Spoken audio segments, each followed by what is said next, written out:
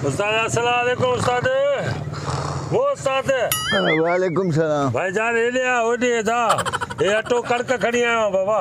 हवा बिजली बंद आ रखियूं आहिनि पोइ बिजली आई त पी ॾींदो मां। तोरे सां सही न तोरे पोइ ॾिसे घणो थिए तो पोइ उन हिसाब सां करे। हवा रखेसि।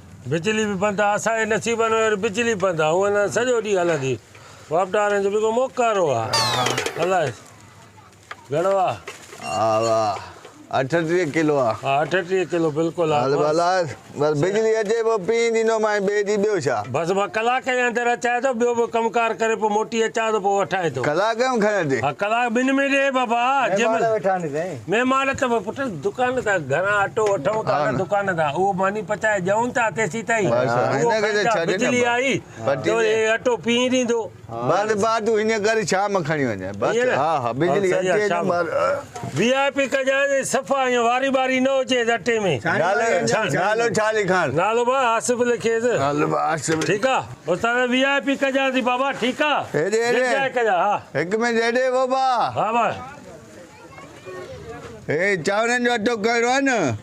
अरे उस्ताद कणक ॾिनी त मां कणक कदे न चांवरनि जो चांवर हुजनि त चांवरनि जो थिए न लालती न। अरे बाबा मां उहो मशीन वारो आहियां जो कणक मूं चांवरनि जो अटो कंदो आहियां चांवरनि मूं कणक जो अटो कंदो। तूं एॾो मोतबर नथी सुञाणी थो चांवर हूंदा त चांवरनि जो अटो थींदो आहे कणक हुजे त कणक थींदी आहे। नवां नवां माण्हू नवां न तूं नवां असांखे चांवरनि जो न कजाए कणक थी अंधा खोले ॾिस। हा सॼा हा सॼा तूं बि त ॾिस सॾु कयो थी चांवरनि जो न कजाए मोतबर न थी जाए। आओ बाबा कणक जो कंदुमि। हा मथो खणी आयो कणक मां चांवरनि जो कंदो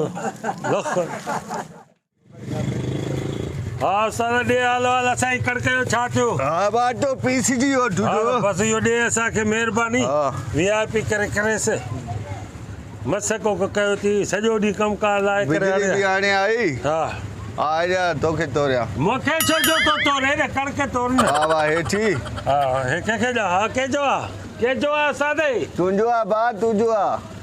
अरे अली रे हेतिरो हे तुंहिंजी कणक बची थी बाक़ी हे अरे बाबा 37 किलो कणक ॾिनी मां 1 किलो या 2 किलो अटो आहे government tax sale tax district tax गरीब वेठा आहिनि असांजी टैक्स हुनजी टैक्स हेॾो जी टैक्स।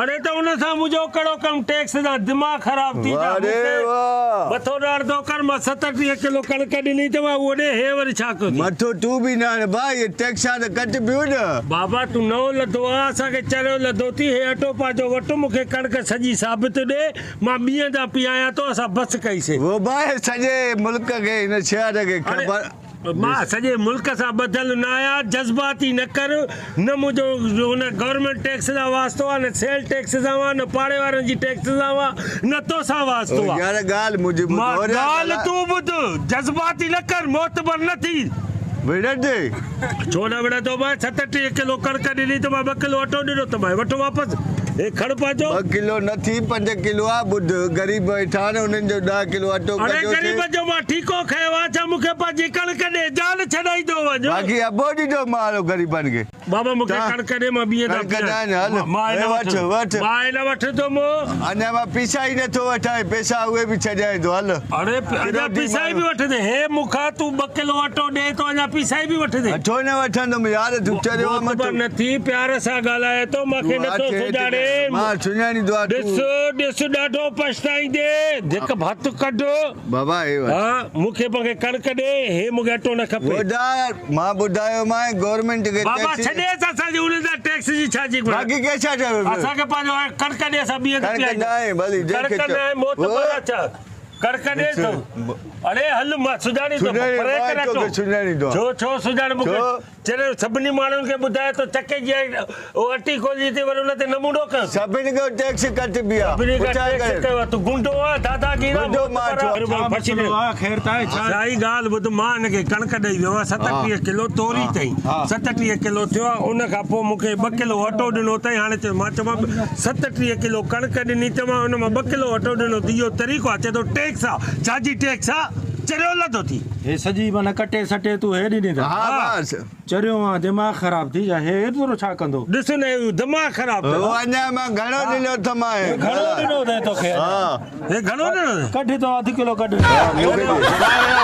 हो गामू सचार तूं वरवा जो सच तो गा अधु किलो निकिरंदो हे घणो ॾिनो आहे हल बस सही आहे पर तूं वरी फैसलो बस सही आहे पूरे तरह खे ख़बर आहे त टैक्स घटि पियो हल सही कीअं कमाईंदे तूं हाणे हेॾो जो हिकु हिकु माण्हू खे एतिरो अटो ॾींदे सभिनी जो मोकारो आहे दा ते मोकारो अञा तूं पुट बची वए संस्कार करिणो थी न पीछाई बि न वठी माए हल भाउ, हल हालत हिते हर माण्हू टैक्स ख़ुशी सां कटराईंदो आहे नवे लेखे आयो आहे 2 टालू